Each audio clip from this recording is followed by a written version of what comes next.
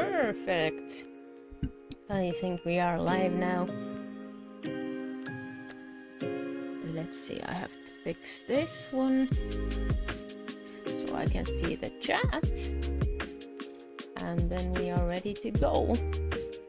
So the project is the same one as last week, which means we are doing the art project Tapestry crochet, which is a bunch of flowers and a Fleetwood Mac logo. I think this is one of their album covers. This is for my daughter, and therefore it needs to be ready by Christmas. The project is like 300 rows and times 260 stitches, or 255, but you know, whatever. And I would like my husband to confirm that the music is not too loud, and if it is, I will turn it down a bit. Maybe I turn it down a bit so it bothers me.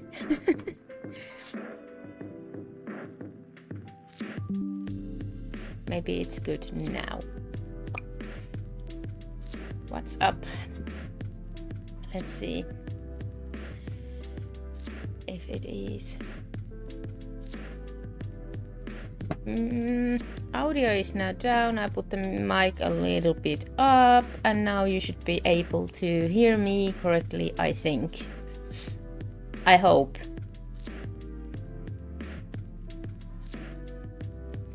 So let's get to work. So we since last time I actually finished the orange flower, so that is now done, and we started the favorite pink flower a few rounds back, and we also started another yellow flower, so the leaves are now done, and we are about to finish the brown one as well. I maybe have like 10 rows left with this one, but yeah, it will take a couple of days to finish, but that's what we're doing right now. And I now will change, because we passed the brown flower, and we will head to the yellow one with this round before the white border. Hello and welcome. Pass the brown flower to the white border, and as requested last time, I'm filming a bit closer so you maybe see what I'm doing, but this is I have very small stitches because I'm using number 3mm hook, so it's a work that is quite small and I can't really go any closer than this. It was only 2 white ones. But if you want to see some part like very close up, I can make that happen, but for the whole video I don't think that's very smart. So tapestry crochet is the deal at the moment, and what I'm doing is I'm crocheting single crochet stitches all the way, and back loop only to minimize the lean. And my way of doing this is that I'm only crocheting from right to left. I'm making a tapestry piece. This will be a wall hanging piece, and it is for my daughter and her room, so like an interior design piece basically. Morning side, thank you.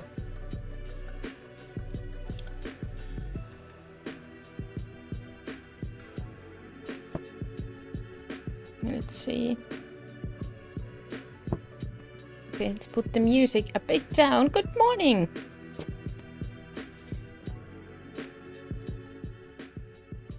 I've started my pixel crochet. How do you find it? Do you like it? My favorite part is that every row is different. So like, I of course get the flow of doing this, but it is relaxing for my brain because I can't think much else because I have to follow the pixel pattern. So, and it will be different every round, so I actually have to like really follow it. and it's also challenging in a good way. In a very good way, if you ask me.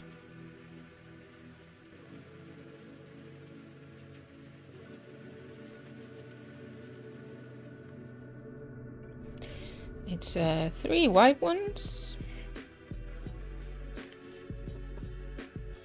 Almost finished. Oh, you went to corner. That's also something I've done quite a lot with some of more like abstract projects that do not have. I'm using a 3mm hook for this one, and the yarn is cotton 100%, and this is recommended for 3 to 3.5mm hook. It's a very nice soft yarn to work with, but it also keeps its shape very well, which is of course good for this type of project in general.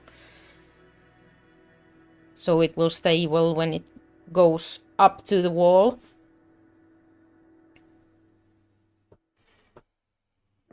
I also like this. I have to say that this is actually my first like large scale tapestry project, so I've only done like very small ones which just say like hello and stuff like that, so it's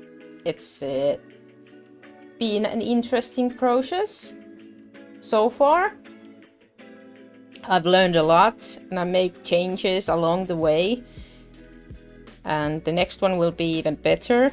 If I make a next one, this will take a lot of time. I don't care, like I'm ready to put some effort to the art, of course.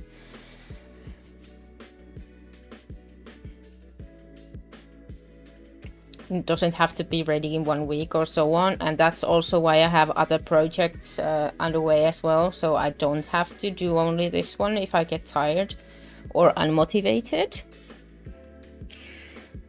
Penguin tapestry. Oh my god, my kids love penguins, and my husband, and me, of course. Who doesn't love penguins?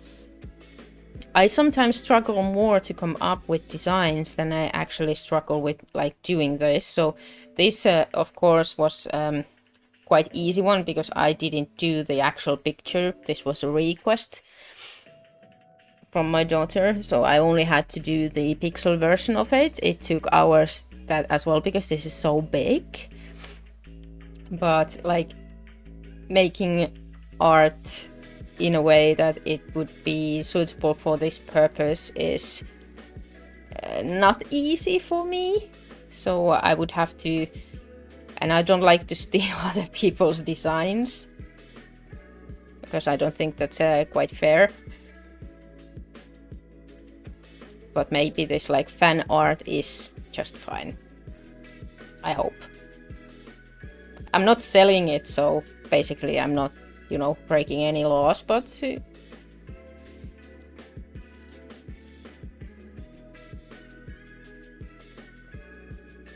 and sometimes I buy designs that are already made by someone. That's also a way to do it, but that is not the creative process I'm after when I'm doing this. Yeah, Pinterest also, like, it's a very good place to get inspired. Like a super. I have the 2 daughters, both of them have like a Pinterest addiction. They send me pictures from there, like, can you make me this one, and can you make me this one, and can you make me this one? And the next I will probably move on to some Halloween requests they made. Like there was a poncho of type that my daughter wants for her costume. And then of course pumpkins and, you know, fall items in general.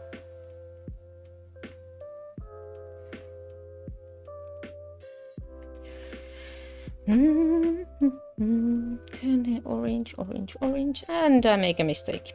Let's go back. Frogging is not my favorite part of this, but I made 1 orange double too little, so that's what we're gonna do. So 2, 2, and that should be 2 as well. This happens time to time. The yellow flower is not my favorite because it has so small like places. There's only one yellow and two orange and one black and so on. So I just really has to count them. But I'm not afraid of making mistakes, and sometimes if I see a mistake I've made it too late, so then I just keep going, you know. It's not the end of the world. I made this design so I can make the decision to change it as well if needed.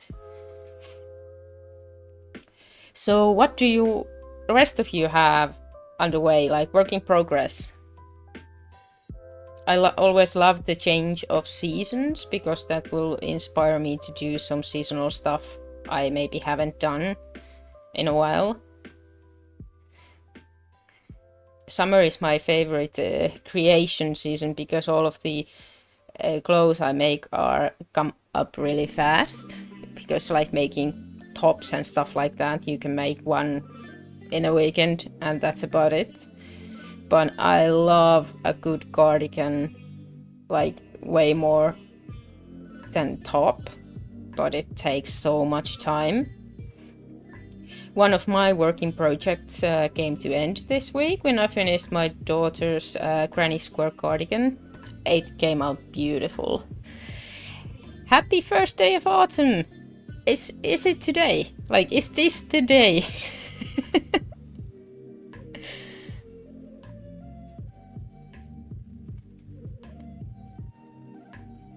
The actual first day of autumn, for me, I think it's like the first day of September, maybe. Let's steal the white one with scissors.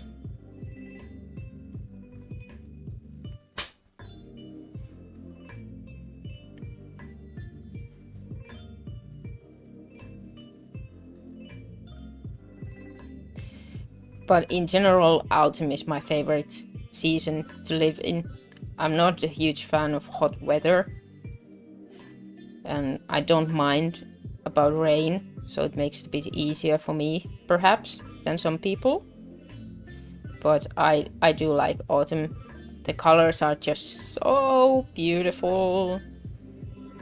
And I do have to also admit that I also like crochet and knit a lot with fall colors throughout the year.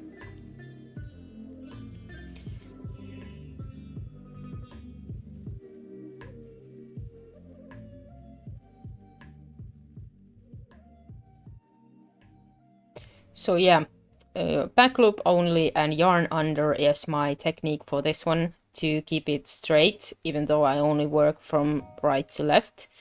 And that is because I wanted a certain look for this work, and I did a lot of tiny swatches before I started to figure out what would be the best technique for this one, because it has a very precise parts which require a lot of precision, and going back and forth just wasn't it.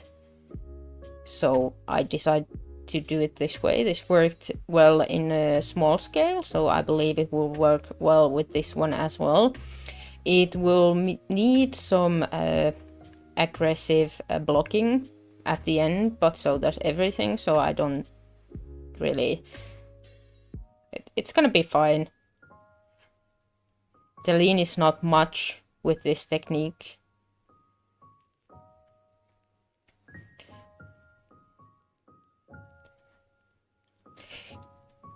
Yeah, the autumn, like I live in Ireland, so we have like the morning is already, the night is very cold already, the mornings are coldish, and it can still get up to like very summery temperatures during the day, and then it starts to go down again. So if you leave your house in the morning, you will leave in a jacket, and when you come back, you can come back in a t-shirt. But yet again, it's not so hot that you are sweaty and suffering.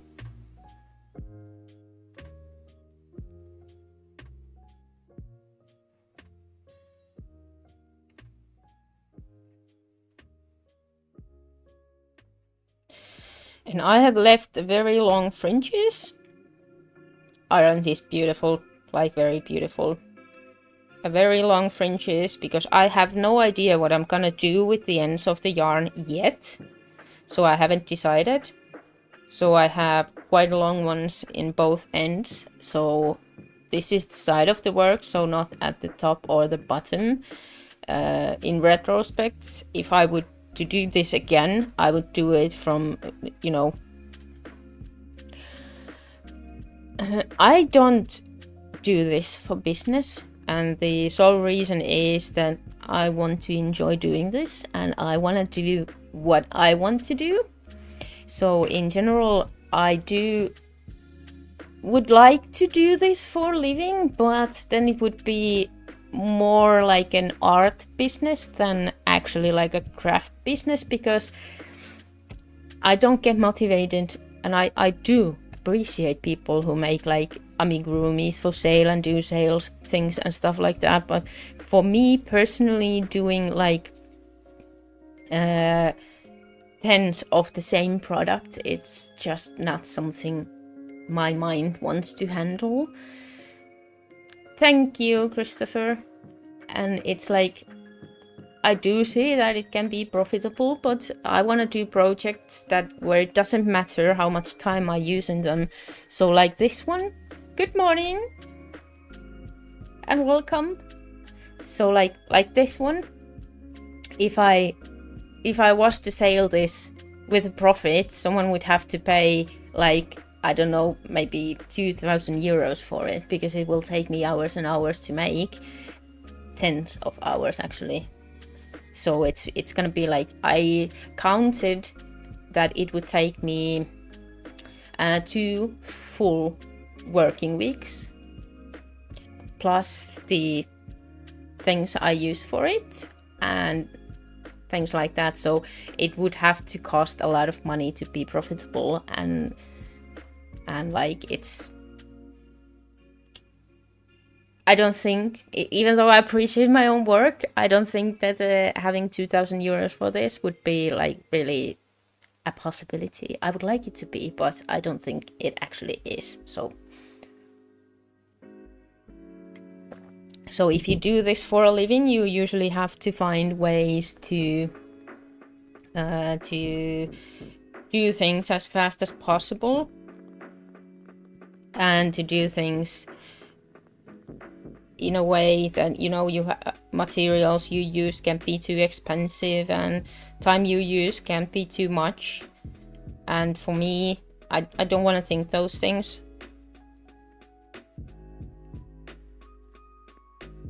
So it kind of makes sense to, you know, just do what I want and treat it as an art form rather than a job. I'm drinking coffee. So being Finnish, coffee is what I live for and what I live by. And I won't weave in the ends, I just secure them at this point. I'm not sure what I'm gonna do with them at the end of the project yet. I maybe do a backing or stuff, but as you can see, I have a lot of ends, as I have a lot of color changes.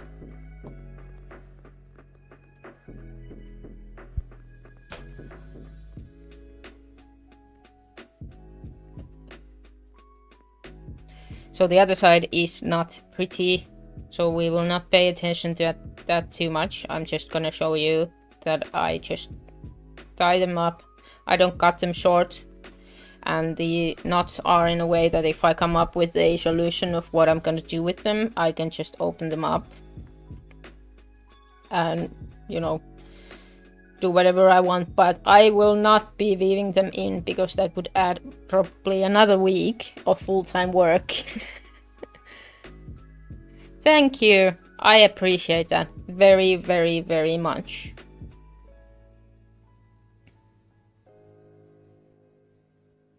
And also from the business side, like, I work full-time, I have a family, I have a rent to pay and stuff like that, so I really appreciate the safety of, you know, income that will come to my account every month, and I know how much it's gonna be. So I'm not that much of a risk taker when it comes to that. But I wouldn't mind if I could have, you know, some euros from YouTube or stuff like that. So we're starting a new row. And let's update. This is row 89. So not 90 yet, 89, which is quite good.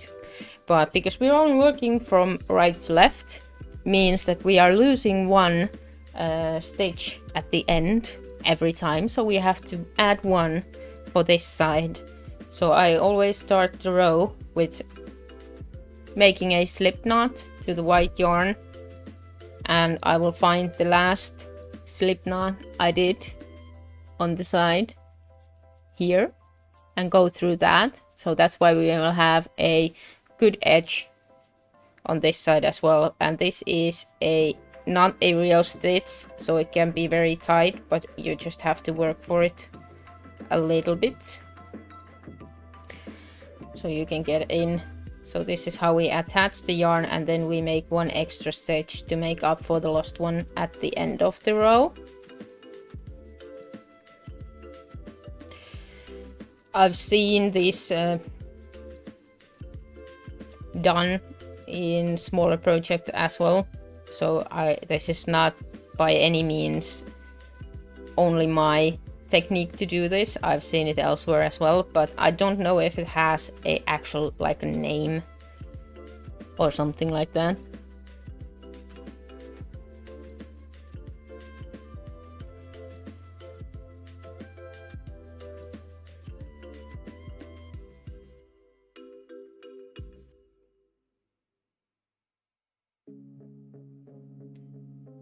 I also started a pair of socks this week because I have a hole in mine, and of course what I do for myself the last.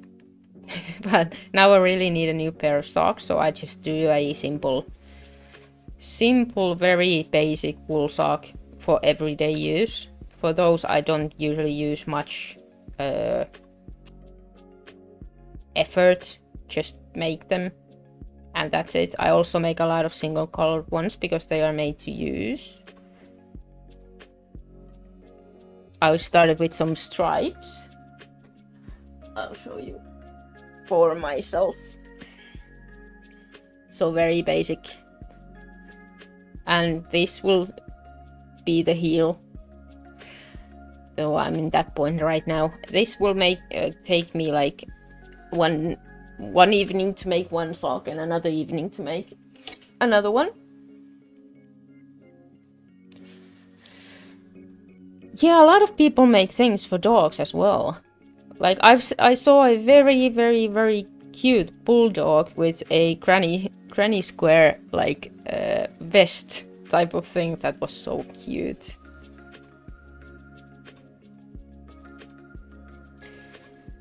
And it's also even more cute if you do something matchy with the owner, you know, both having granny square vests. What kind of dog do you have? Like, is it gonna be a big one or a small one?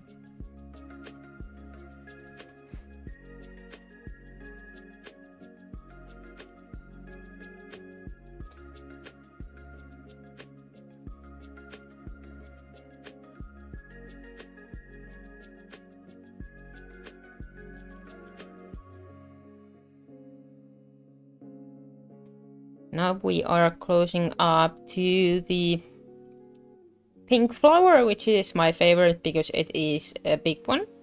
So it doesn't take just as much concentration as the yellow one, which is smaller.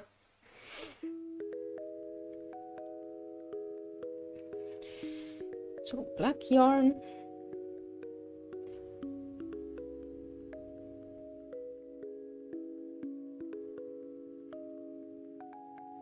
Hi Sahista, I have a tutorials in my channel, not for this particular project yet, because I will finish it first and then I will make the tutorial out of the videos, but there is a lot of tutorials for different type of things in my channel.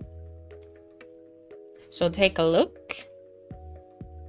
I was also thinking about making like, there's a lot of like tutorials for people who just started crocheting, but people have still requested for me to make a series of like very entry level crocheting. So I was thinking about maybe doing one of those. 3, 4, 5, 6 and 7. So like a free crash course for crochet.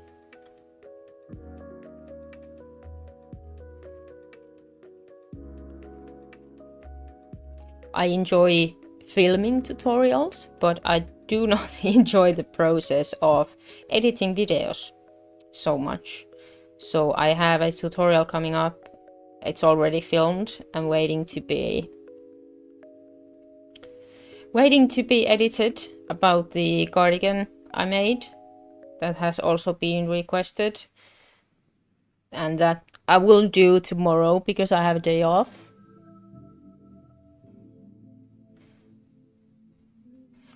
But for this one you will have to wait a while because it will take a while before I'm finished.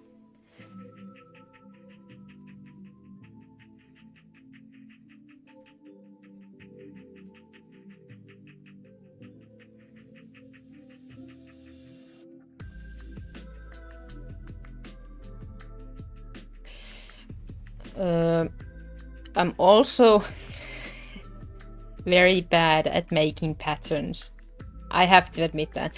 I am from Finland, a Finnish person, if you wish, and sometimes the things that I have to translate to English do not come out so well as I would like them to come out.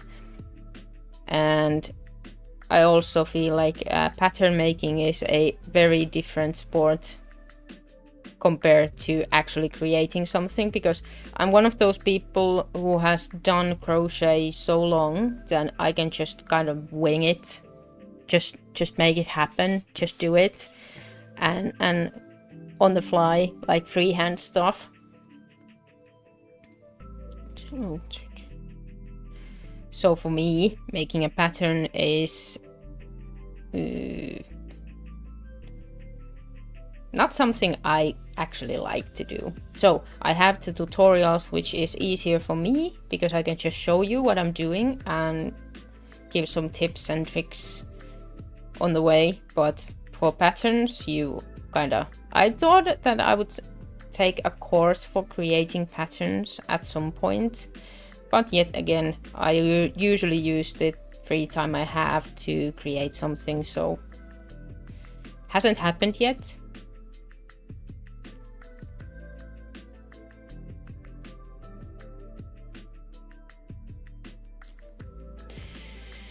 One, two, three, one more.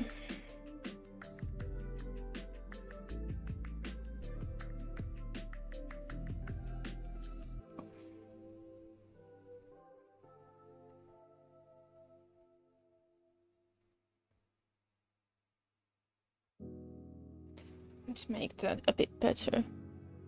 Made my dog a big pumpkin costume, but he sadly passed. Oh no, I'm so sorry.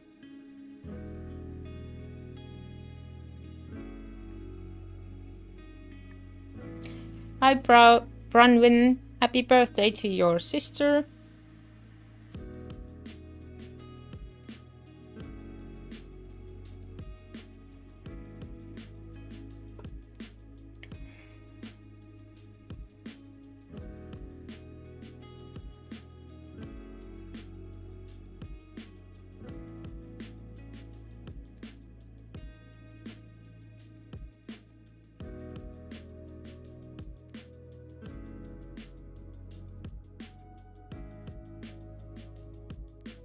So yeah, if YouTube wants to send me some some little money for doing the tutorials, that's fine with me, but I will probably not try to make this my like whole career in other ways.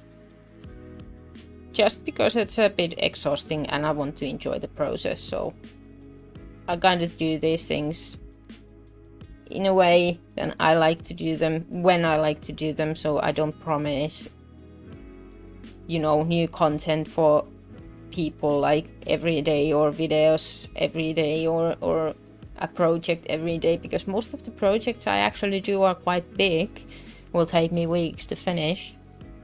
And I like to do big projects because I like the end product usually more, the more effort it takes to make, if that makes sense. Rather than just whipping something up very fast. And I also like to plan these in a way that they all have use, so I don't make useless products. I usually make things only for my family.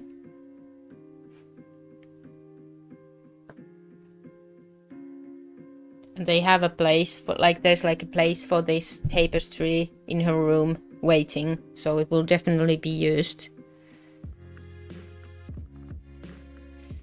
And not just collecting dust somewhere. Some black and white before we reach the brown flower. So there's gonna be a lot of black in this section, as you can see from the design on top of here. We are closing the actual logo or the text, which is the Fleetwood Mac text, and it's gonna be yellow. Maybe I can show you the picture that what it will be when it so-called grows up. Let's make the black ones first, and then I can make it smaller so you can see what we're doing here. So let's make it smaller. Oh, too small. Maybe now. Yeah, this is good. So this is what we're doing. And the light line here is where we are at the moment. So a little less than 1/3 is done at this point. So it's like a black round with things inside it. And it's all pixelated, so.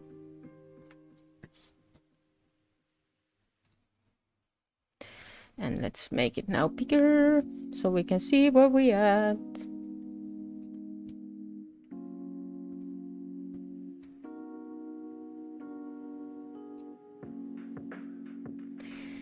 Thank you for being here, and hope to see you at least next Sunday. Or Saturday, depending on which day I'm gonna stream. I don't remember if I have work. I think I do actually, on Sunday. But anyway.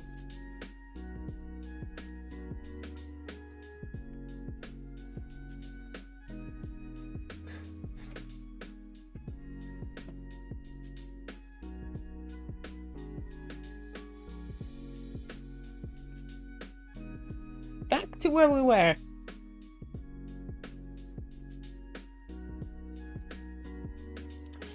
So we need a little bit white. Let's steal the white from the beginning.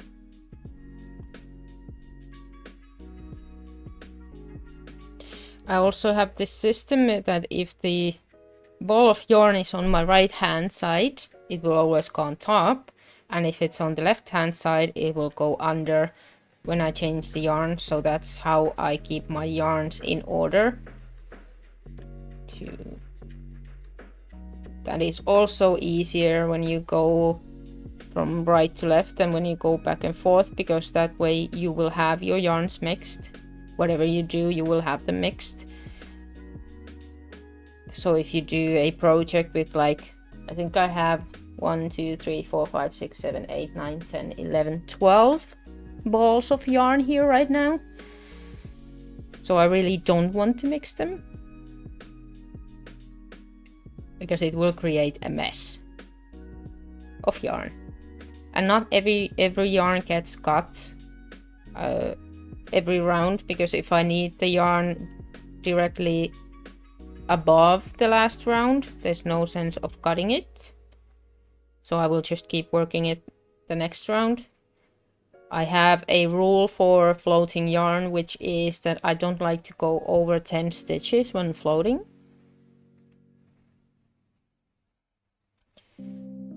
And therefore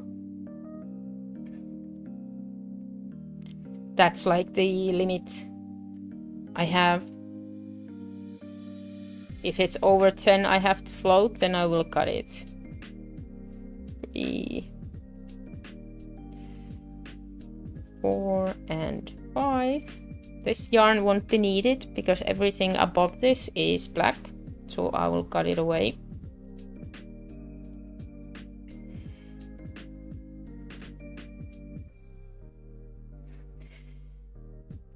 I didn't know how much yarn I will be using for this project in total, and I still don't know, but what I know at this point is that I have too much yarn, so less would have been enough, except for the black one, because I just checked the stitch count for each color and there's a lot more white than black stitches, but because the black yarn goes all the way the work every round, it's floated a lot more than the white one, so I should have bought more black, and I will have to go back for more.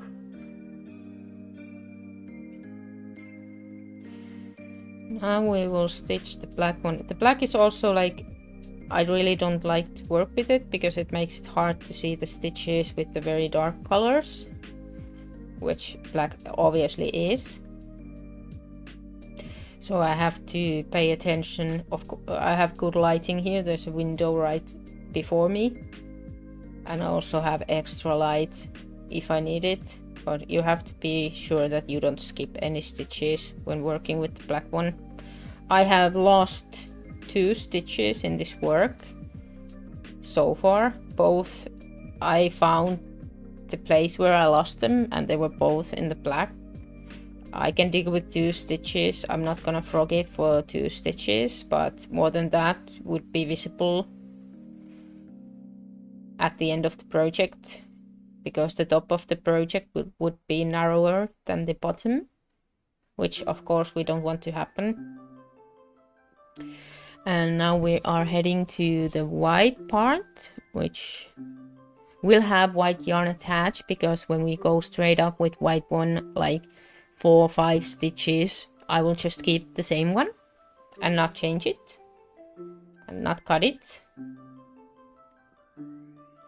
So it will be here waiting for us, still attached to the skein of yarn. This will also be 3, so I don't have to make so many knots after each round that I would have to if I cut it every time. But if it would be a bigger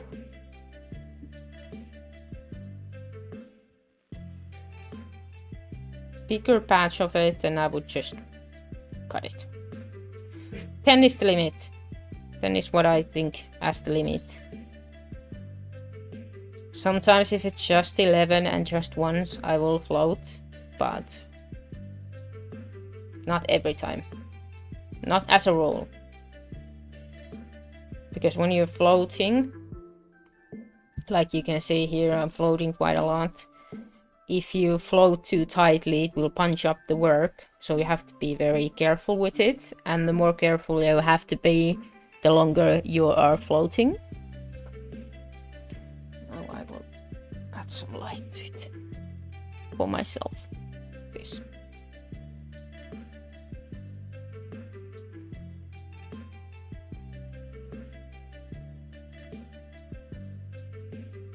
I think my bit of coffee.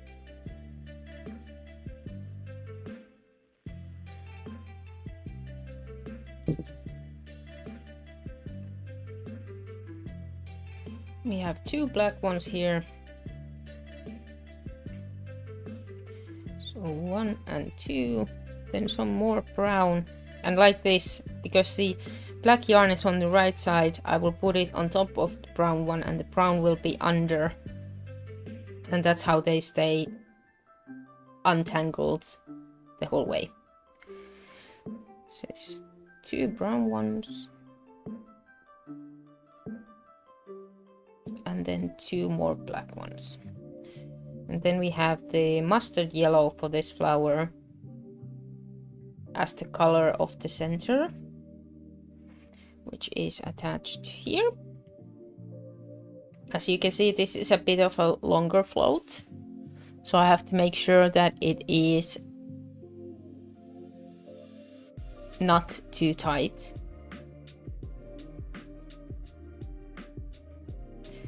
And then it's gonna be 4 mustard ones. 2,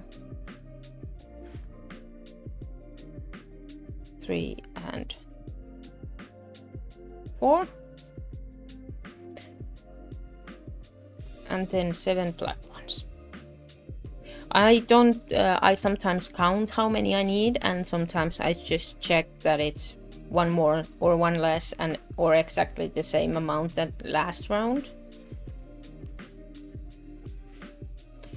Like this round, I just know it's gonna be 1 after that yellow one we have here.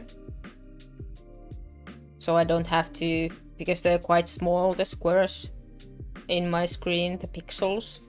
So I don't always have to go in and count them. I can just check the previous round and compare to that. And now brown, I have brown here ready for me as well.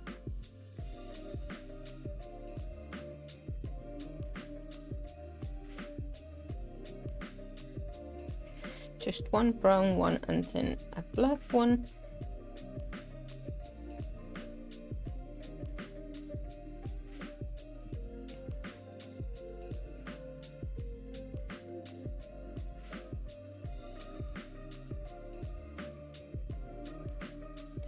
And now we will continue until we are at the same point we were in the last round, so the black will be in the exact same spot here. And then again some white. So now I do have 2 whites here connected, and now this will merge into 1 white, so I will cut one of them, which will be the far left one.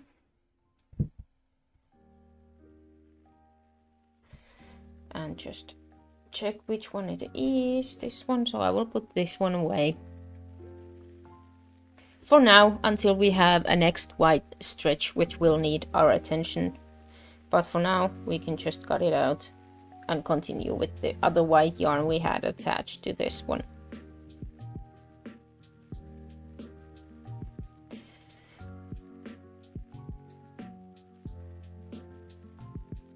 And this will also mark the end of the leaf we were making. So now it will be cut off, the black one, from the leaf, and the leaf is now finished. This one.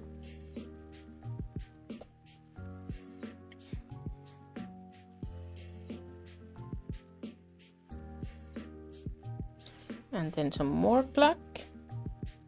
And also I have the yarns under my middle finger here, so I can easily check that the tightness of every yarn and stitch is correct before I change the color. Once you start using the technique, you will get quite fast at it very easily.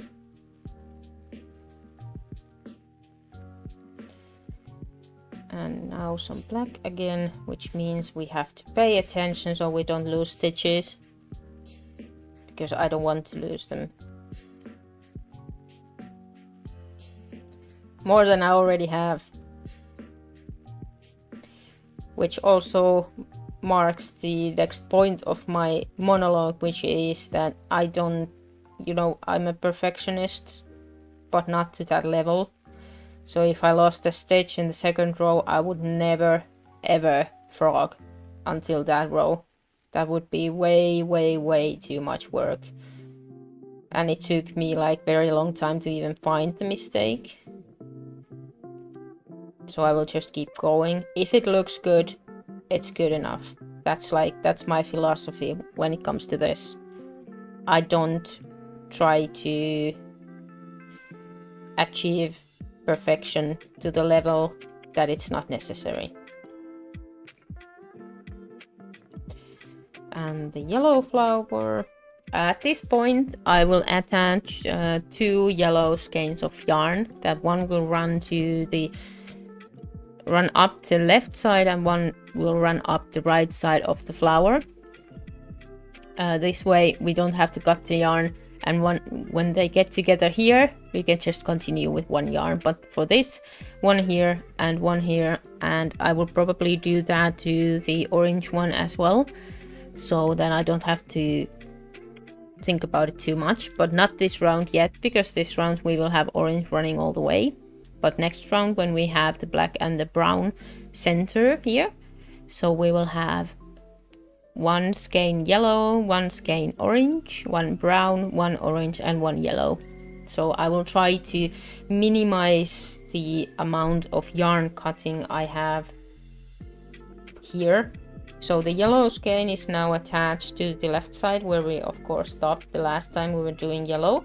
So now we will take a new one, the exact same color I have, and that will mark the 15th skein of yarn I have attached at the moment.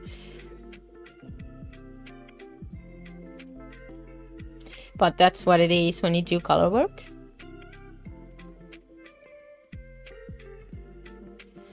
And just 2 yellow, and then we will leave it be 1 and 2.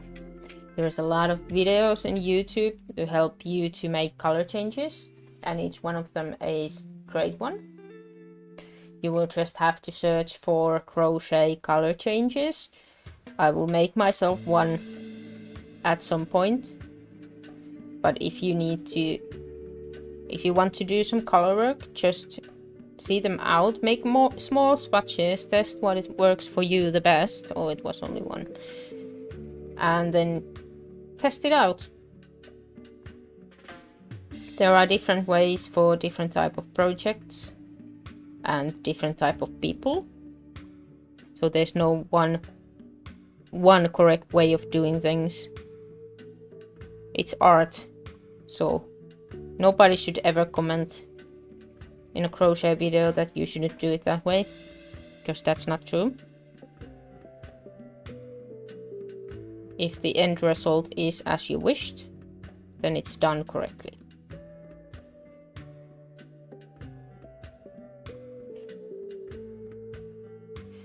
One, and then just 1 black one as well,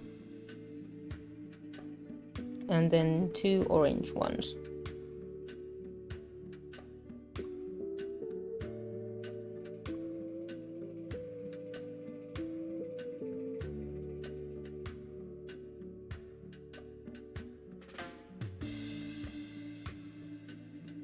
There's also a crochet technique which lets you have an end product that has the same outcome on both sides. That's called intarsia crochet.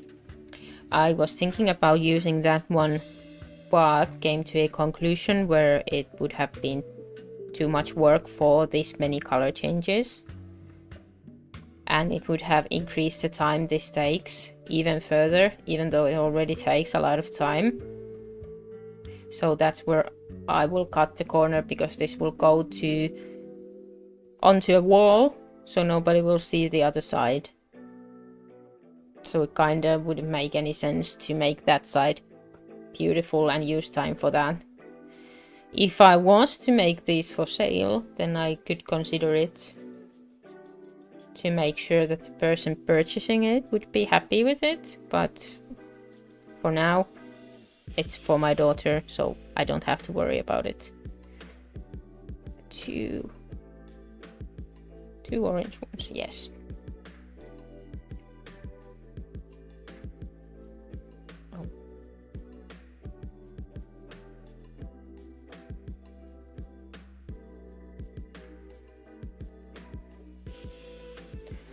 And just one yellow.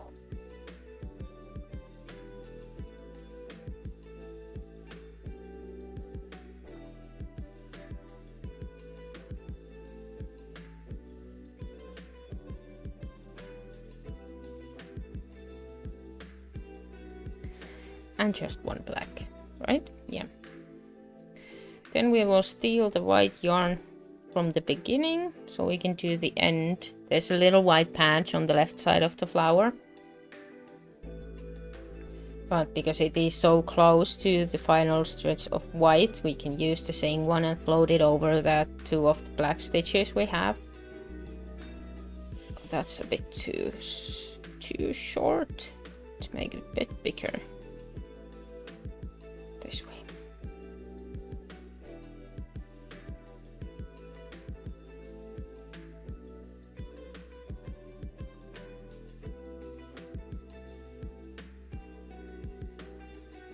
And then 2 black ones, and then the final stretch of white, and then we have finished this round as well. Then we will make one more round.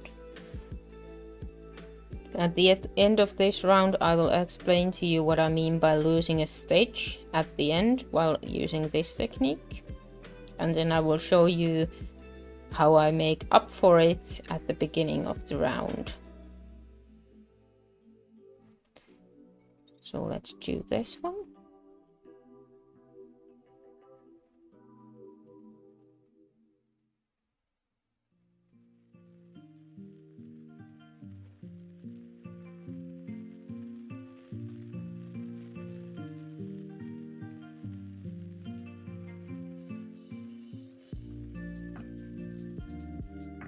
Let's move the picture a little bit. Where's my mouse? There it is.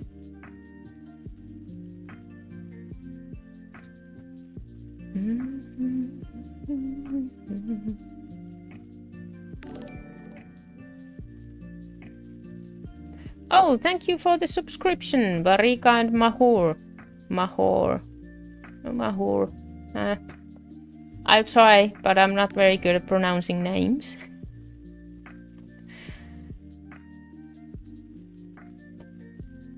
Thank you so much. And also a follow in TikTok. Nice to have you here, Alice.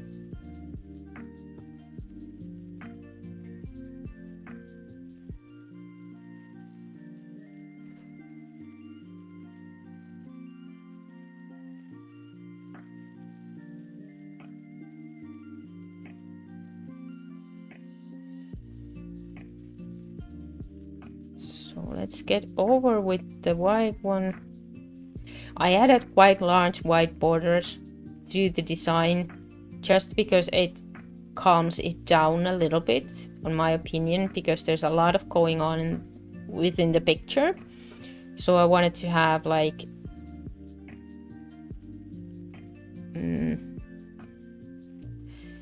a calming effect of the white border for the picture, and also to make it a bit bigger so that it would be an actual tapestry piece that doesn't need a collection of pieces around it, but will be big enough to be a statement piece by itself,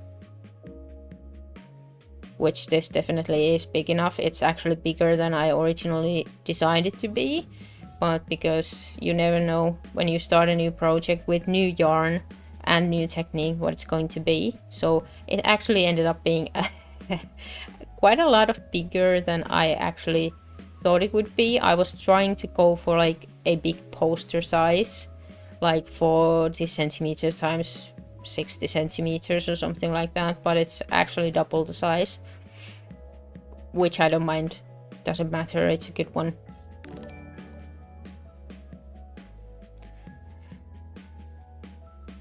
And thank you for the subscription. This was a Sandrine. Nice to have you here. And also Montserrat. Welcome.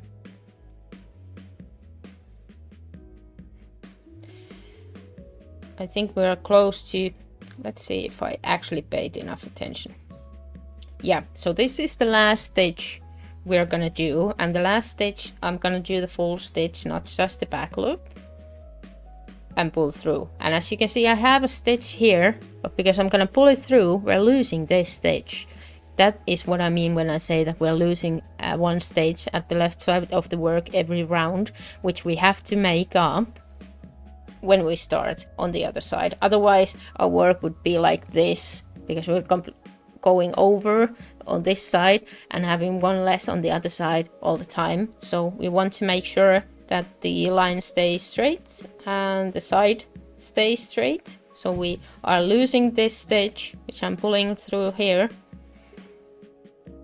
We are losing it, so we need to make up for it. If I wouldn't pull through, I would have to continue here, and every time I would have one stitch more at this end, which would make the work crooked. And now we will cut the yarns we will not need at this point next round. The black one is the one that I always cut, because the black is running through the whole work. So I will attach it at the start of the round when there's the first black stitch, and I will bring it through the whole work. That's why, even though we have black straight above this, I don't leave it here, because we have black everywhere, and I will just have like 16 black yarns attached to the work all the time, which makes no sense. We will also leave the orange one here, because we will continue working the orange both sides of the center of the yellow flower. So I will add another orange one on the right side of the flower, so that we will have 5 yarns attached for the purpose of this flower. And the brown one will also stay attached. I have one more. Let's see if I show you. I have one more round. Oh, actually a couple more rounds of orange coming up with the brown flower, so I will leave it attached still. The white ones are here going up. This will be black next round, so I don't have any more white. I got it. So now I will just attach it to something. Doesn't really matter. Just making a knot here to secure it, and that's it. We'll leave it at that.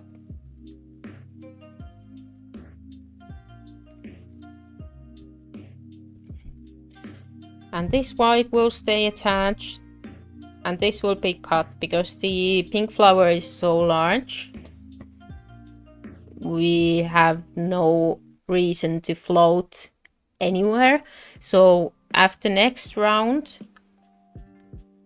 we will start the pink one from the right side of the flower and take it through the whole system. But when we reach the point where we start the center, I will also have 2 yarns attached, one of each side, because then we can go back and forth. It's not too long to float the yarn, but the whole flower I can't float, so we will cut this one at this point and also tie it to secure the end.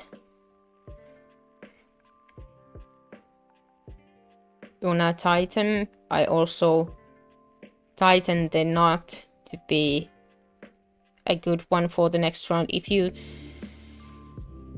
make it too tight, it will be hard to catch the stitch when you are working with it the next round. So do not tighten too much, but make sure that it's also not too loose, because then it will stretch and you will see through it, which is not the purpose of this work. This one and also the pink one, we tightened up a little bit, not too much, and then make a knot here.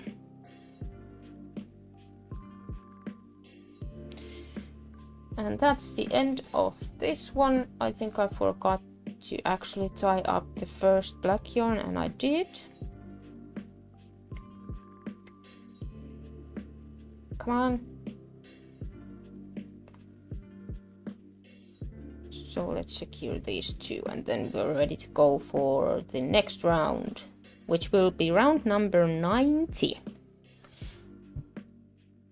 So we're getting there.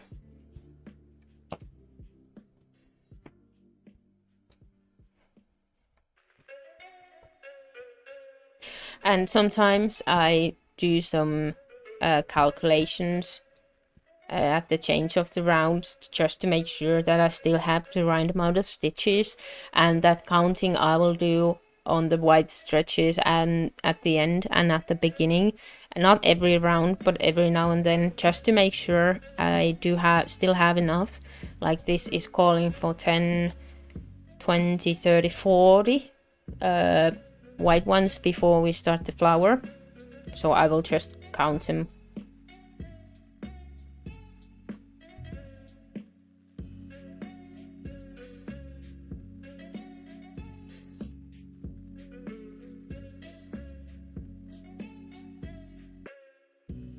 And I have enough.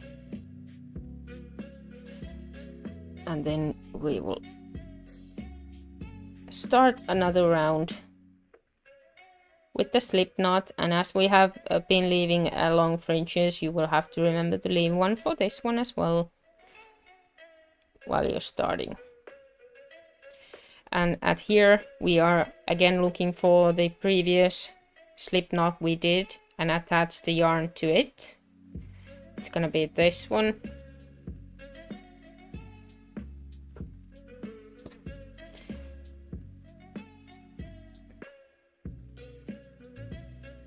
And then we will make an extra stitch. Come on.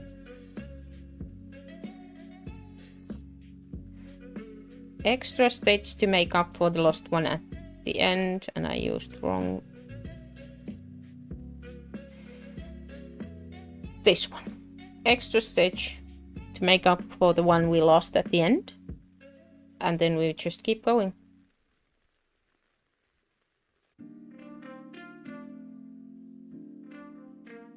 And again, it's not my day, apparently.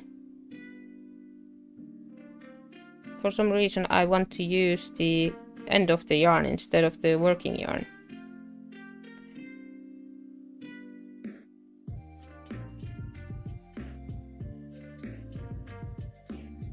No, no, no, no. One more time. Take the correct yarn. This is the correct one. Extra stitch. Actually make that one already.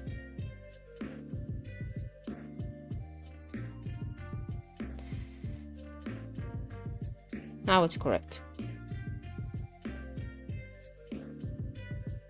Hi, Lika.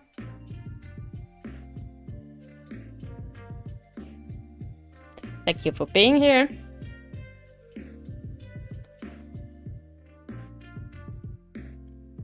So the end of the work and the start of the work are the risk places where you might lose stitches on top of the black ones.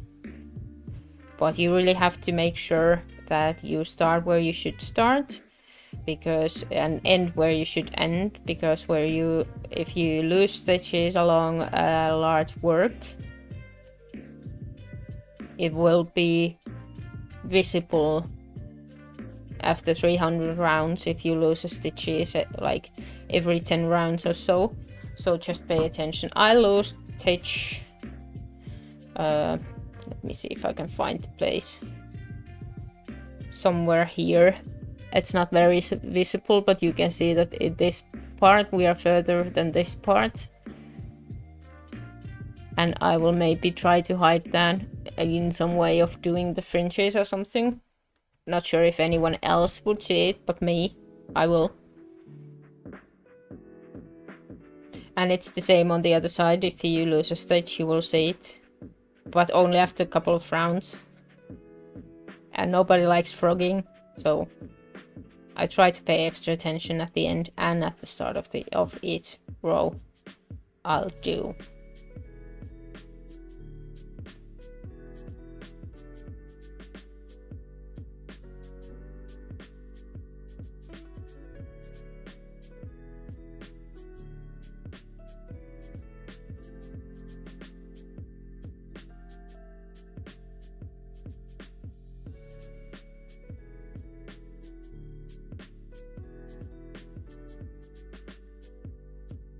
And you can also see the process of yarn under being used for this work, and it's only just because I want to both minimize the lean of the work and also have quite tight stitches for this one. In general, I prefer to work with the whole stitch and yarn over. It's just more natural after you crochet like tens of years. But for this, when I did the swatches, I immediately noticed that it works better with the yarn under. It looks better. Pink yarn, where are you? There.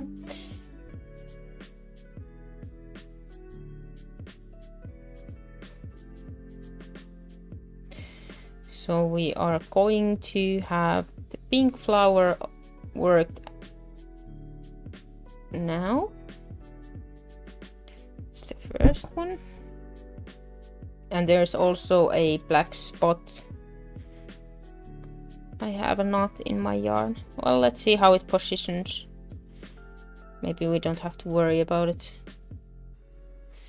Sometimes the cotton I use has some factory knots in it.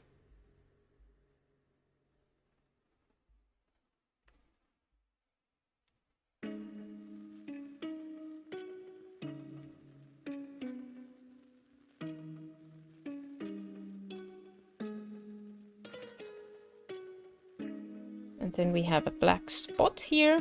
So we will take the black one back. As you can see, there is a knot here.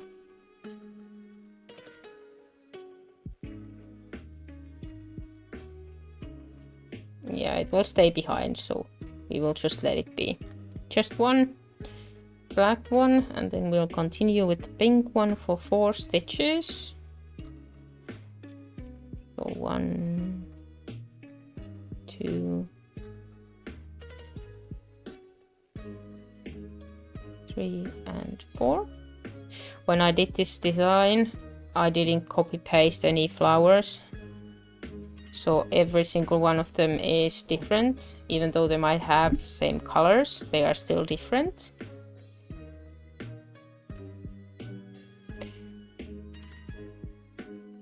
Name a car. I don't know. Nissan Leaf. Is that a good one? Don't ask me why that came to my mind. Just did.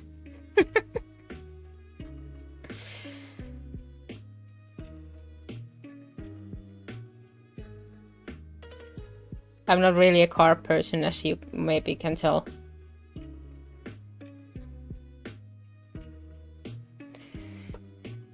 Got just one pink one here.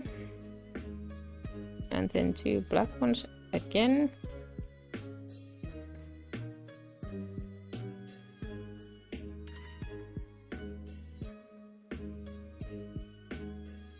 Then 1 pink one.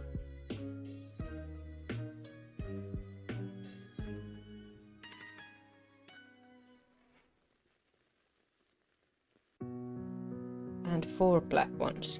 So we are breaking the pattern from the previous rounds now and getting closer to the center of this flower, which will have some brown and green. 2, 3 and 4.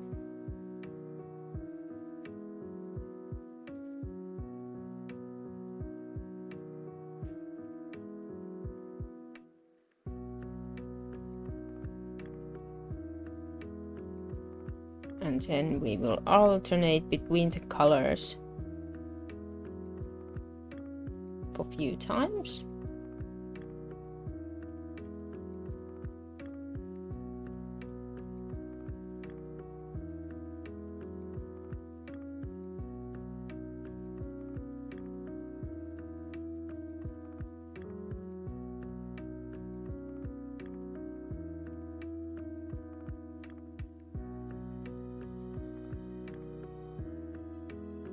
And then 3 pink ones.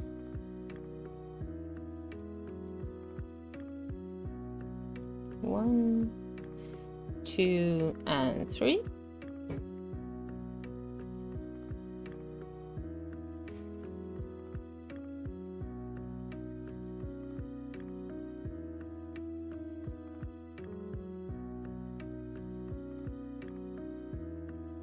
And you will get used to the color changes, even though this one has quite a lot. It's not that bad if you just change between 2 colors like we just did for the pink flower. It will get more complicated when you have like 3 or 4 colors going on at the same time, which is the case with the yellow flower and the center of the flowers. You will get used to those as well. But then you need to pay a bit more attention to which yarn is going where and which one is used where. And white one, need some more yarn. I have just these cardboard thingies. I wind the yarn in and make a little cut.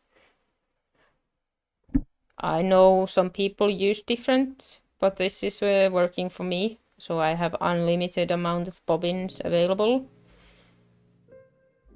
because the amount of yarn I need for the small white patches is very small.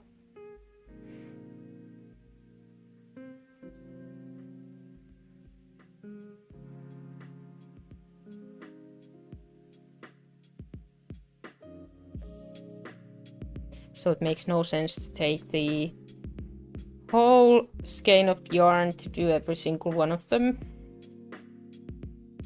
I still do have a lot of white attached to the work.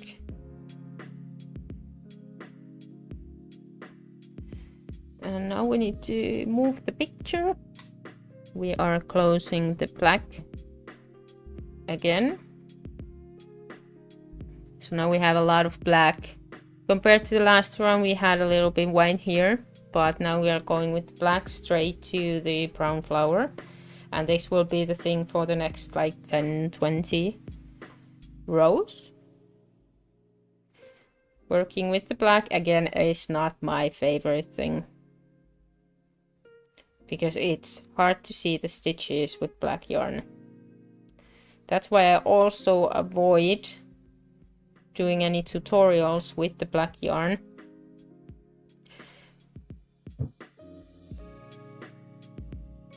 Because in the video you also cannot see what I'm doing, unfortunately. So any other color is better than black. Brown is another one. I don't have too dark brown for this work, but in general I also try to avoid like very dark blues and browns if I want you to see what I'm actually doing. But this is art, so this requires black, so we're using black.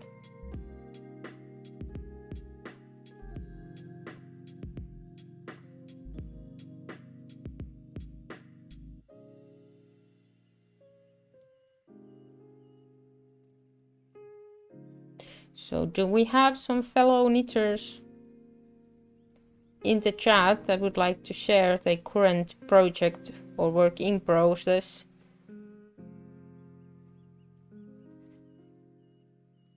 I finished one project this week, so I'm looking for an alternative project to this one. I would be doing just to keep my mind occupied. I usually have a few projects underway, one big one, one easy one, and one fast one, so that I can just check what I feel like doing when I start crocheting and pick one of those up. Right now I only have this one as a big project, and then I have my socks as my easy project. I would like the one, like, you know, very fast one. Fast project that is ready in like 1, 2, or 3 evenings.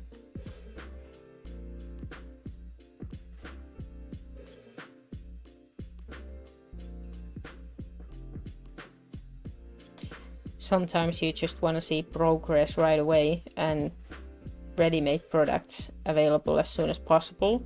and sometimes you want a good challenge like this one that you will have to focus on, use your skills, but when the end product is done, you would be very happy with it, very proud of yourself.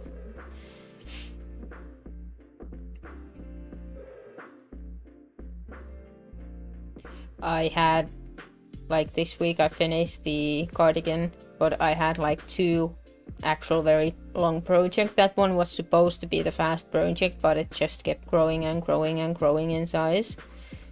So I'm very happy it is now done.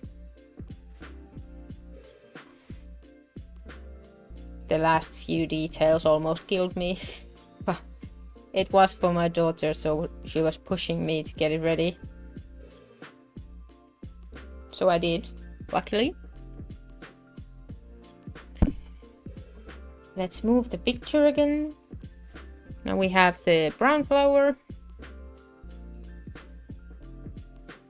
We will start with 1 black stitch at the edge.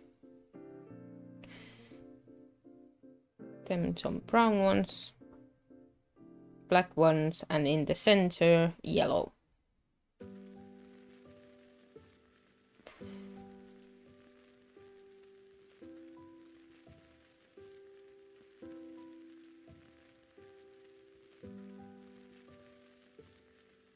One, 2, and 3.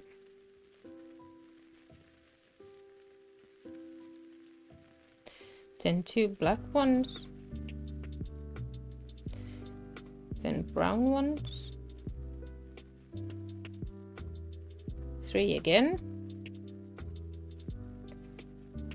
1, 2, and 3. And then 4 black ones. The yellow section is getting small now before it comes to an end. 1, 2, 3, and 4, and we left the yellow attached. So let's take it. We have 2 yellow ones, and it can stay attached until we finish the yellow part altogether. 5 black ones. 1, 2, 3,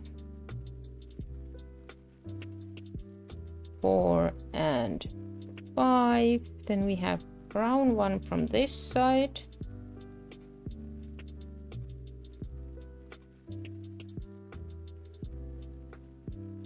Just 1. Back to black one.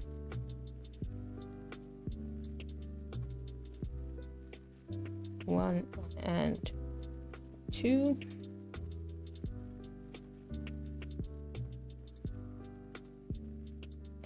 And then brown one until the black edge.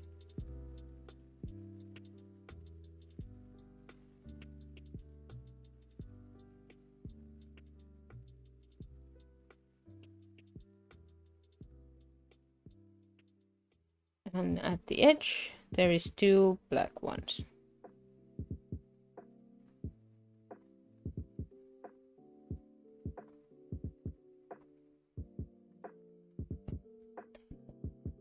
Like this. And do we have a white one attached? Yes, we do. And 4 white ones. 1, 2, 3, and 4. And then we're using the black one to reach the yellow flower. So the amount of black is growing each round right now until we reach the actual text, which will be yellow.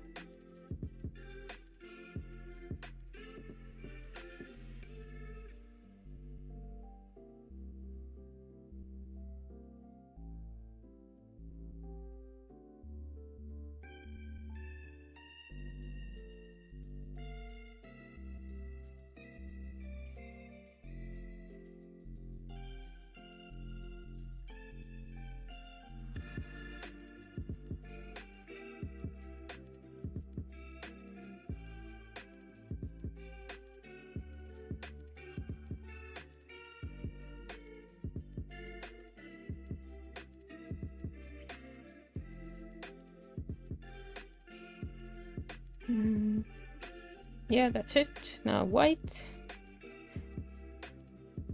Do we have white one? Yes, we do. And 3 white ones. 1, 2, and 3. And 4 black ones at this point. 1, 2, 3, and 4. And then we should have yellow attached here. We do. Just 1 yellow this round on the right side of the yellow flower. And then, did I say I'm gonna split the orange this round? I think I did. This is not actually orange, it's called dark yellow. But it looks more orange to me. But it's not the same orange we actually use in the orange flower on top of this one, as you can see. So that's like Halloween orange. This is more like a lighter one.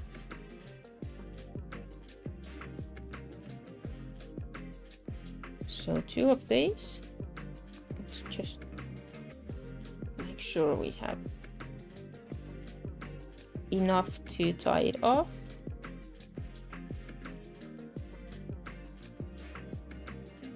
One and 2, and then we have quite a stretch of black one. That's 3, that's 5, so 8 ones.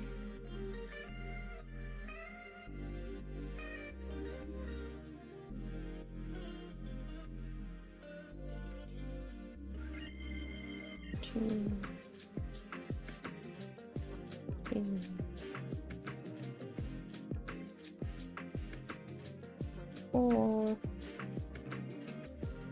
4, 4 yarn, 4, then 5,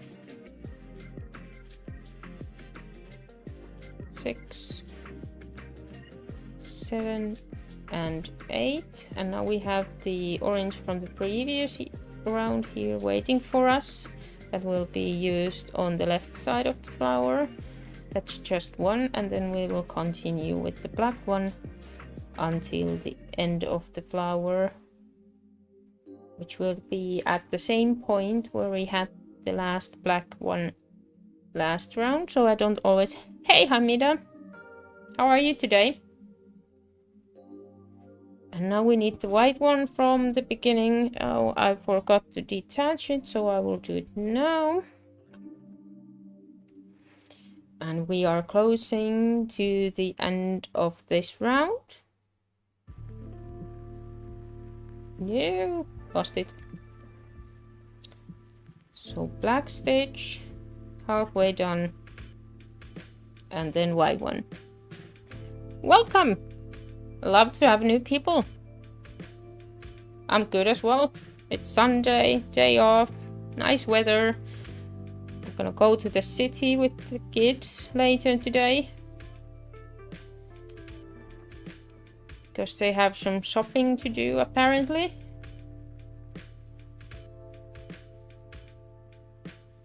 But before that, trying to advance this project.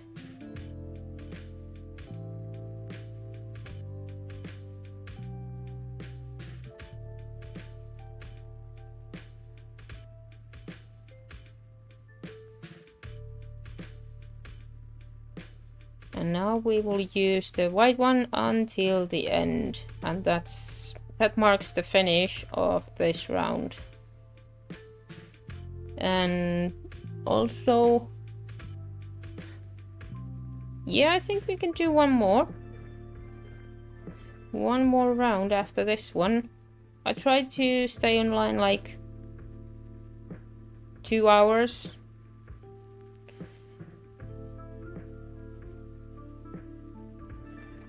Depending if people still want to see more, and depending how I feel myself.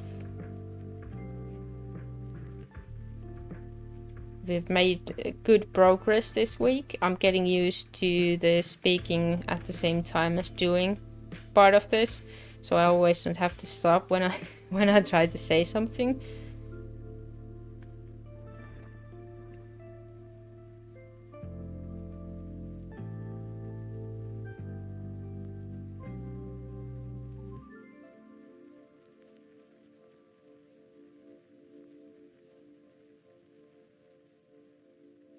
And this one.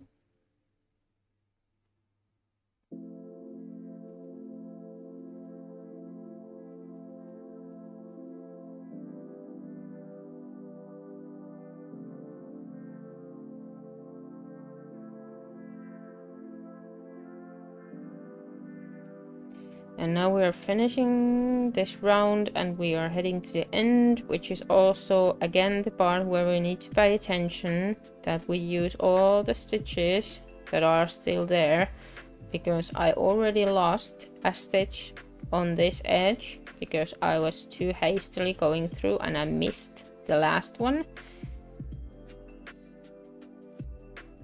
I don't want to miss too many. I've only missed two, one from each edge so far, and that's acceptable. You won't see that with the end result, but if I do it many more times, the last stitch is here, it's hiding always, so that's why it is very easy to miss and very hard to actually catch.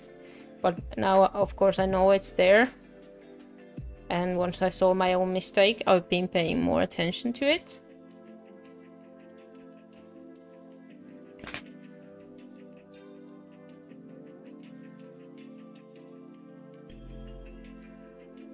Very nice consistency in this technique, and you can see because we use the back loop only, it creates like this horizontal lines in the work, which is what I was looking for this particular project. So it's working out very well. Let's tie up some ends.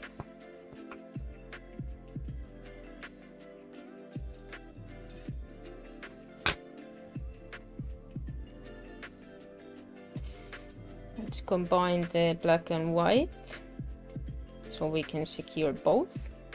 Not too tight, but tight enough to stay in place.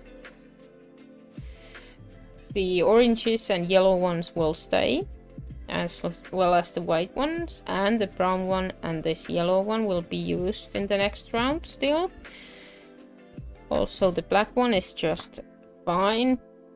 The white one will stay here, and the pink one we will cut because we will still go one round through whole work with the pink until we will split with the left and right side of the flower, and then we will attach another pink one which will stay attached until the yarns will meet again at the other side of the flower.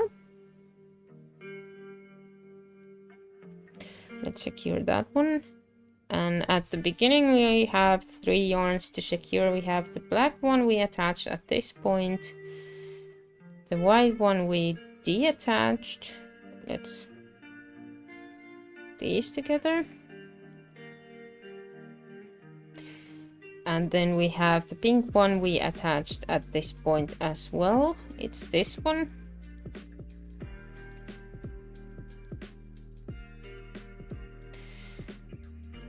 Make sure it's not too tight, because then it's hard to fish the stitches when you need them. And that's it.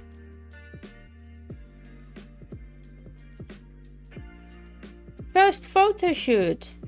It's like one of those baby photo shoots where you dress them up really cutely and take very cute pictures. I love those pictures. They are so cute. How old is your baby?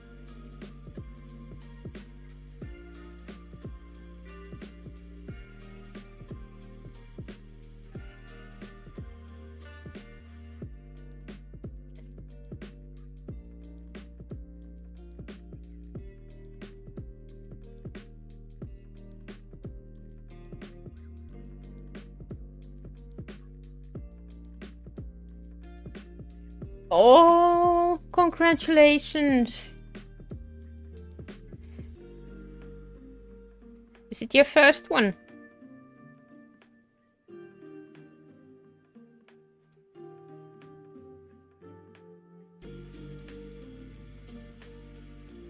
Made a couple of blankets for those photo shoots, but my kids are so old that it really wasn't a thing at that point.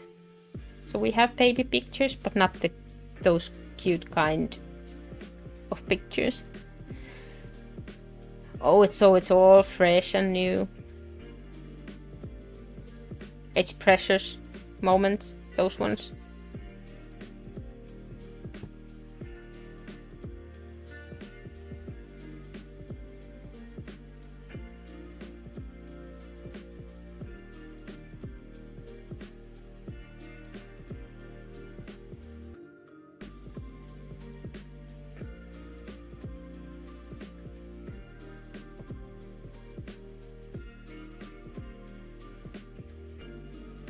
Okay, this start is giving me a headache right now.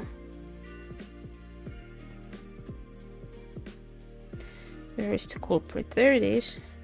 Let's tighten it up a bit and do it again.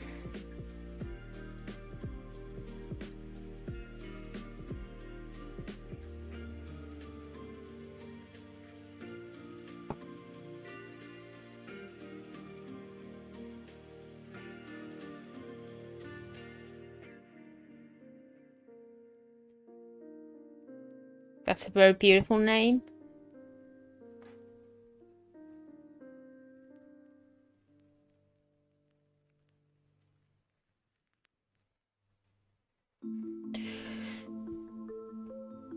So now we are heading to round 91.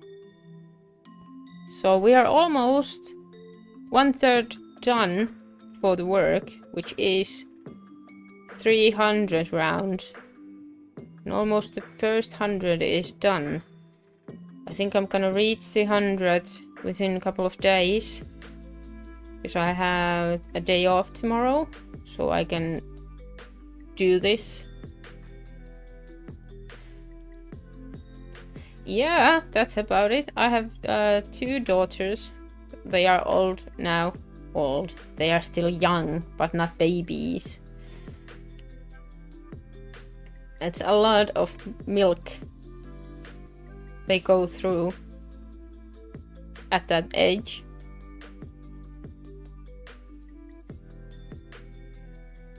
Also, I think I remember that they slept quite a lot in the first weeks, and then they started to be awake more.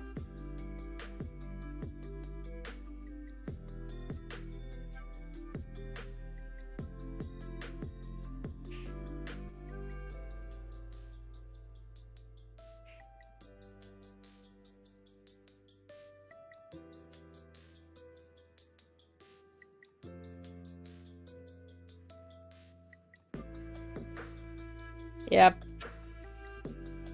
That's their life at that age. Sleep and milk. And that's about it.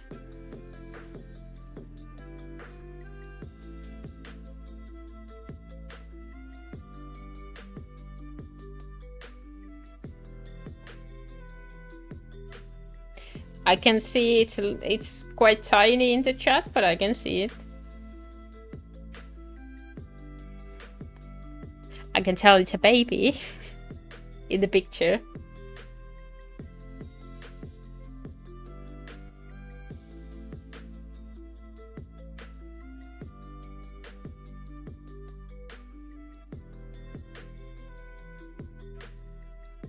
And this is what I did, because I made the black one a knot a bit too tight, so now I have to fish it.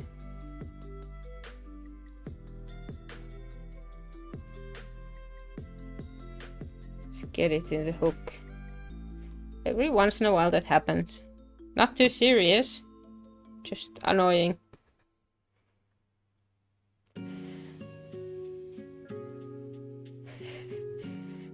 I am making a tapestry piece for my daughter.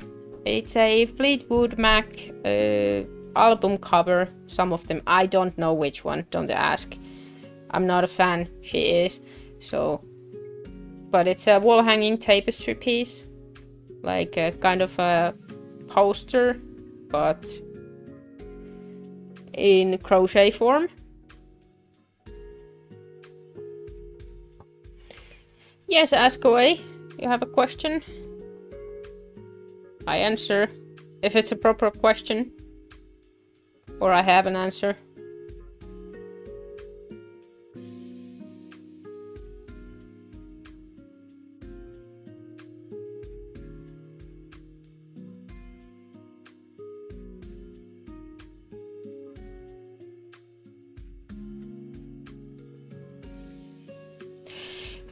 Well, it depends. I would say I don't have a correct answer for this. I only have an opinion.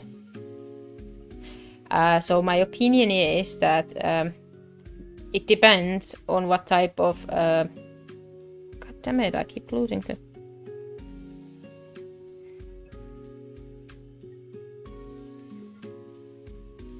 It depends what kind of a tapestry you're making, and in general what type of like technique you're using. If you're going back and forth like single crochet, I don't see much benefit going back loop. But in what I do when I only crochet the right side up, it makes a lot of sense because it makes the horizontal lines go all the way every round of the work. So it really makes it look the way I want it to look. So it's not the only correct way of doing things, but for this work I'm doing right now, it makes a lot of sense because it will minimize the lean of the work, which makes sure that my work stays straight up. You know, the lines are straight and the sides are straight and so on. But it's not necessary by any means for all of the tapestry crochet. And if you're doing the traditional way where you go back and forth, the more popular way, more used way, or if you use not single crochet but double crochet, that's like, I wouldn't use it for those ones. Have a good photo shoot, Alexis.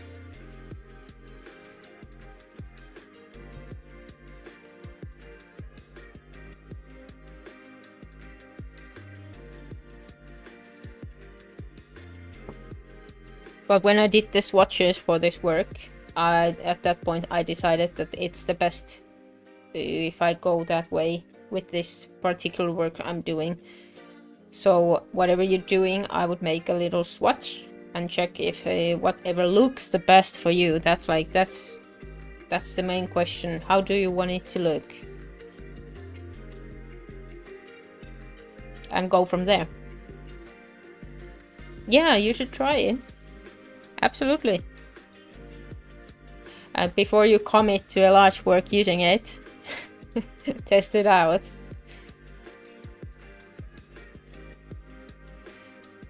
We are actually arriving to a point where we are adding brown to the work.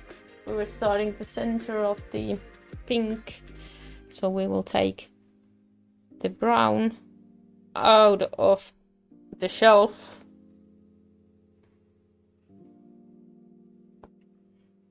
And adding it to the work. This brown is more beautiful in nature than it is in the picture. This is actually one of the best colors I chose for this work.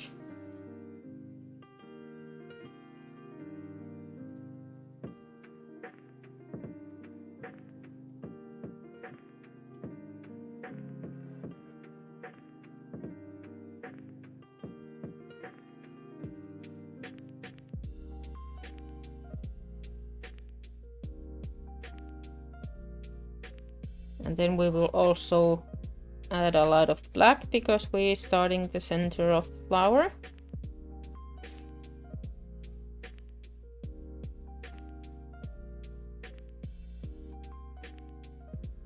Working with cotton is sometimes frustrating because the yarn keeps splitting, and that gets on my nerve sometimes, not all the time. But yeah, now we are forming the flower piece by piece. I already made one of these. It is here. So it's gonna be similar, not exactly the same, but similar. So it has the brown here and a green center. This has been one of my favorites so far. If I would to design this again, I would make the yellow ones a bit bigger. They are not as great as the big flowers I have, the orange one and the pink one, which have like more color. And this is also the first brown one we're making. But even though it is based on the logo of the album cover, it is still, I changed it a little bit to make sure that it is actually doable with crochet techniques. So I made the flowers a bit bigger than they originally were.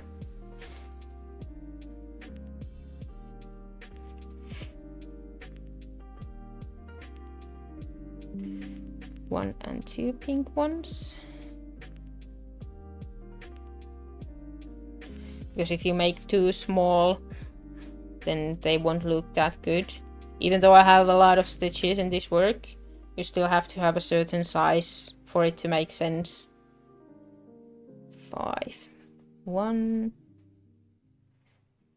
2, 3, 4, and 5.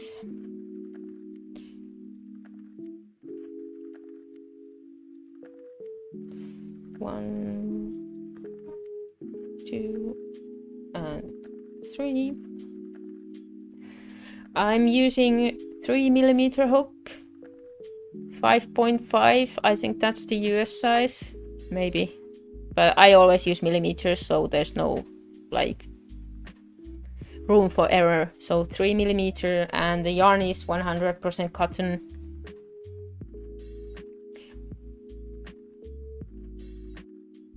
H/4 is the size. I think this is like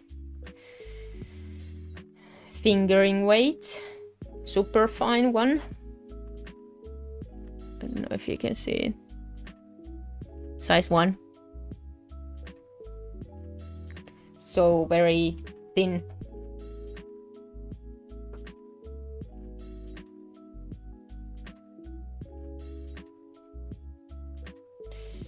But I could not have done these designs. Of course, I could have picked a bigger hook and some bigger yarn, but that would have made the work, this actual piece of art, humongous, like so large that it makes no sense. It could be fun to make one of those as well, though, at some point.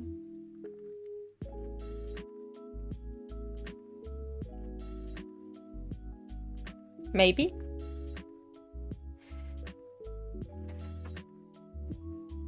Two,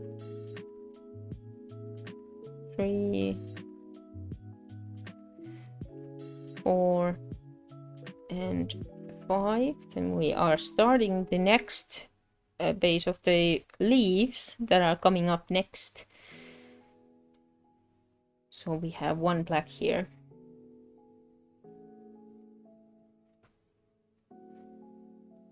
I enjoyed the phases where I start like new, oh no, it was just one line, new pieces of the project. So I like to think this like,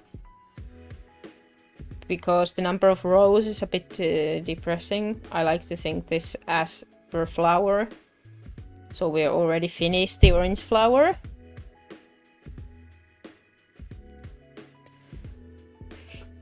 Yeah, being left-handed, I've seen some tutorials being like both left and right-handed, but I don't know if they just,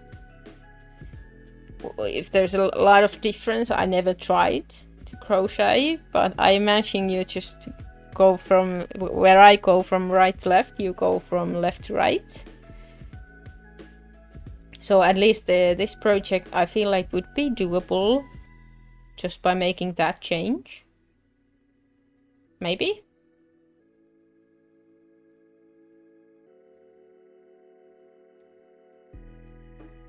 In a way, I see this as a very easy way of doing tapestry. As you are always going the right side up, you are seeing how the work is turning out. And you don't have to think about where you put your extra yarn too much, because it's always on the back of the work. So there's no need to think which is front, which is back, and which round you're doing front or back.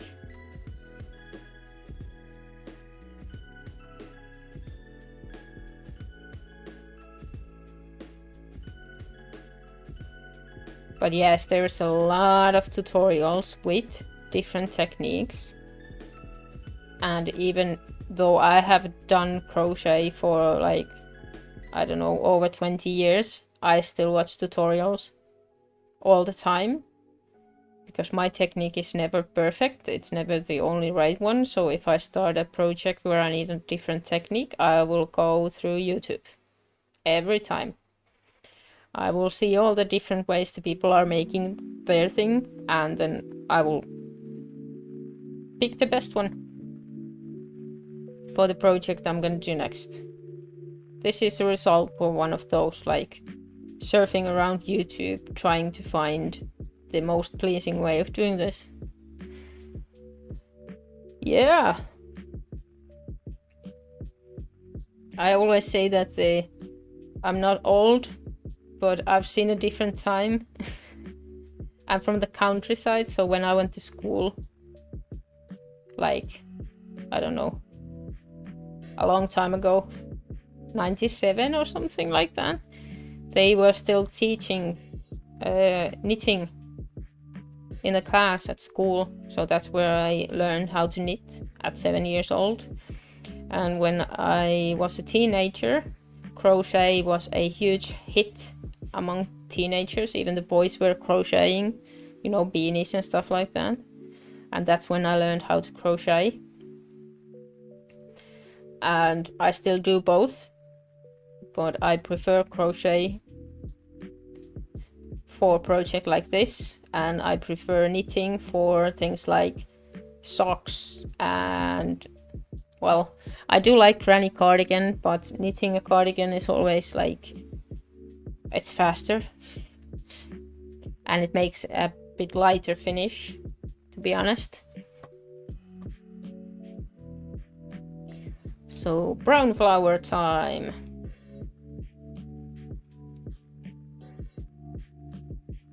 And I just crocheted a cardigan not too long ago. Finished it. I think it was no, it wasn't Monday, maybe Tuesday when I finished the last one.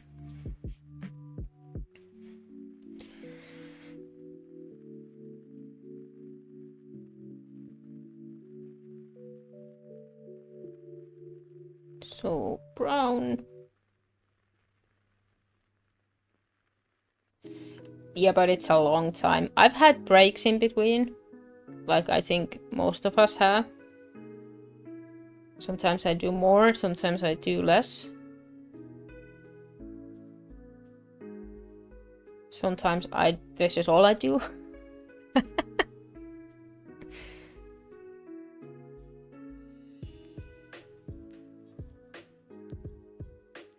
Sometimes I should be cleaning or cooking, but I'm still doing this.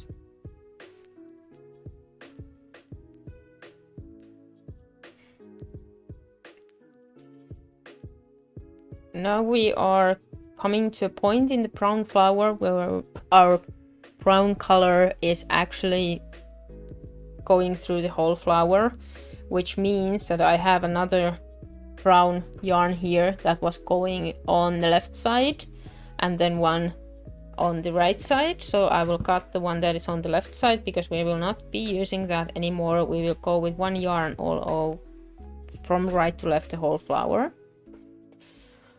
So I got a little less yarns attached to this project, which will also mean that because the flower is so big, then I will have to cut the yarn at the end of the flower and reattach it at the start for the last rounds, but that's okay. That's what I've been doing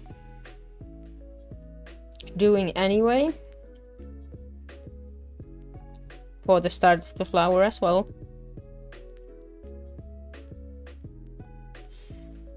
So 2 black ones. And we are almost finished with the mustard color that is running in the center of this one. So there's only this round and the next one that we still have that, and then we can cut that one out as well. 1 brown one and 2 black ones.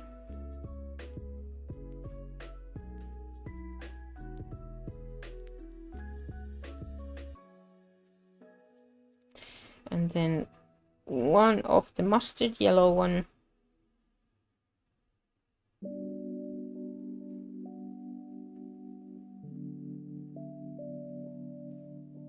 Black one.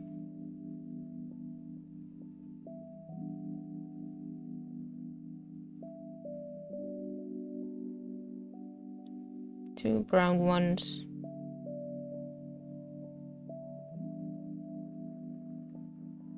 Two black ones.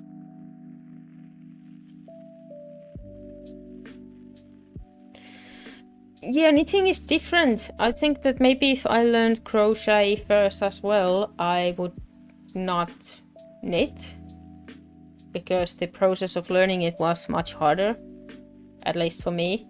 But because I learned it first, I obviously haven't forgotten it.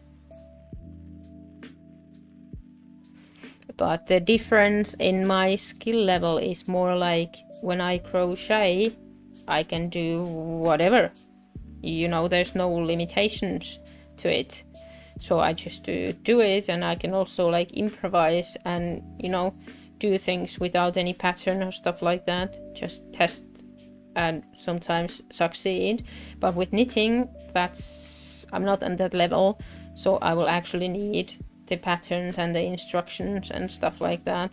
So I can do my basic wool socks without instructions, but I am not able to change it up. I'm not able to change the yarn or the size of the knitting needles or anything like that. I don't know how it works.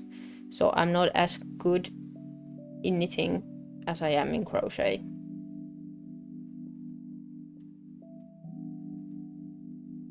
But I know the basics. And I'm able to do it. So for some projects, it is just a better alternative. Better choice. And then some black one again. And we finished the brown flower. And we are heading to the yellow one. There will be an interesting spot where the yellow one is above the orange flower, and I haven't had that yet. All the flowers have been separate. So there's going to be a lot of color changes ahead of us in a few rounds.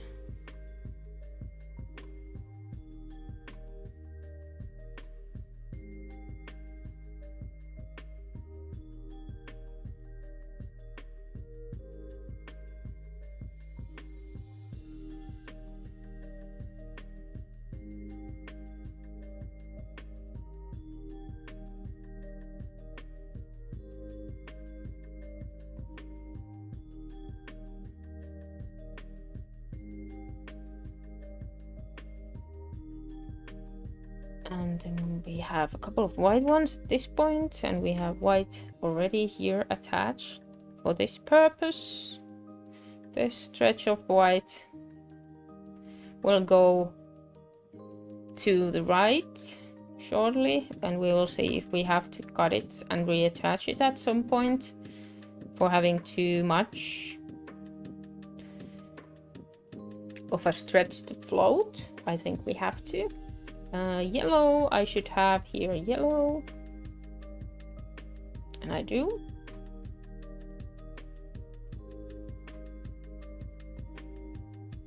how many? 4.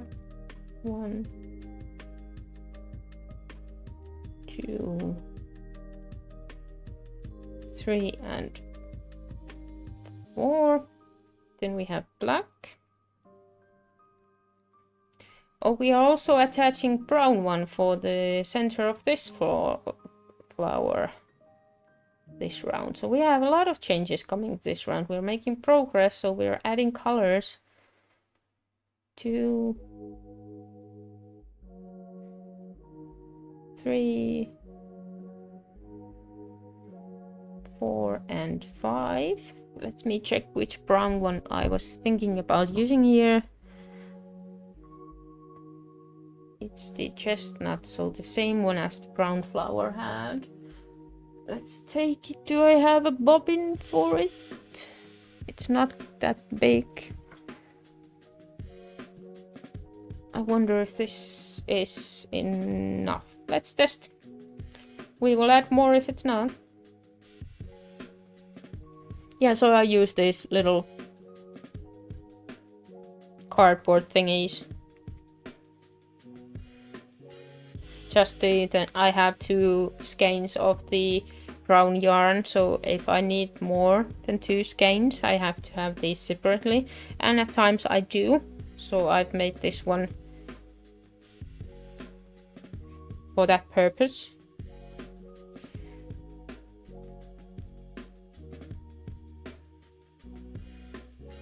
So 1, 2 and 3.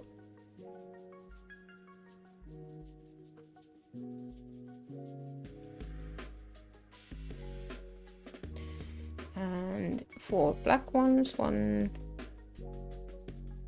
2, 3 and 4. Then we have an orange one and 2 yellows.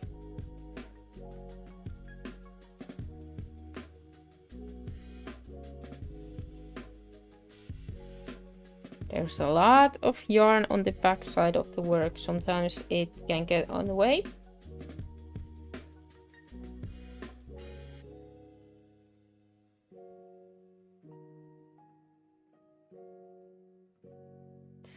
One and 2, and then some black.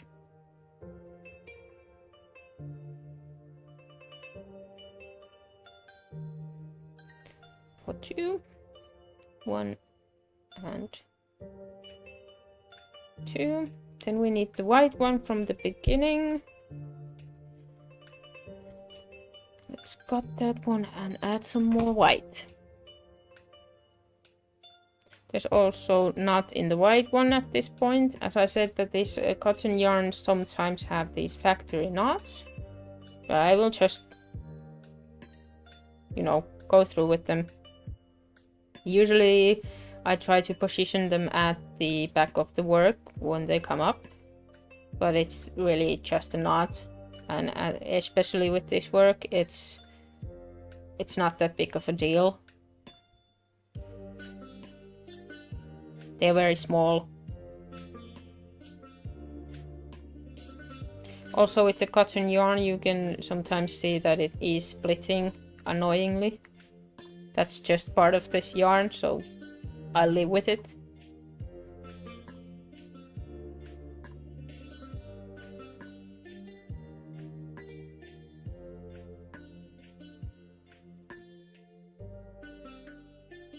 There is the knot. Let's see if we can position it, and we can. It will be at the back of the work, so we will just leave it there. There's a lot of knots in the back of the work, so what is one more? This will be the last one we're doing today, so we're heading to the end, and then we will say our goodbyes and end the stream.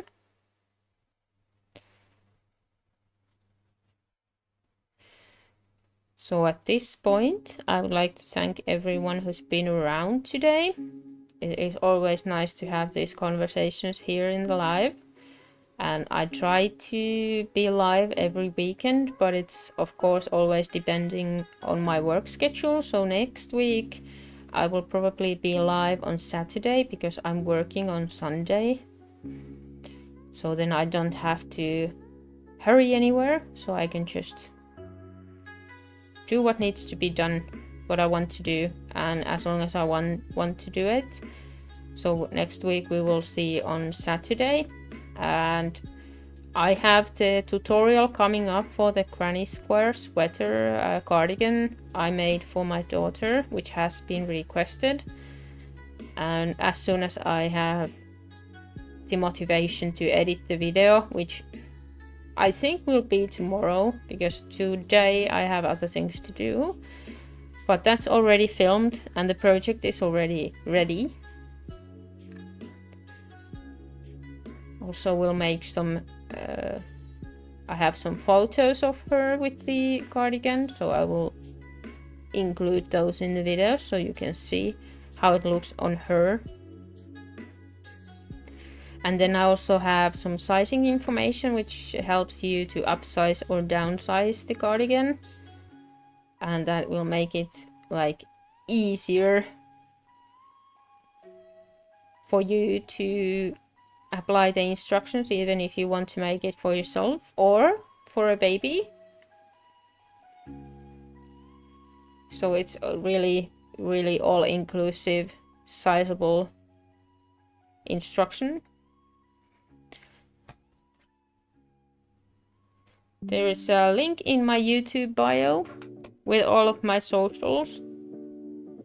You can follow me in every single one of them. I use YouTube the most. Let me show you where we at.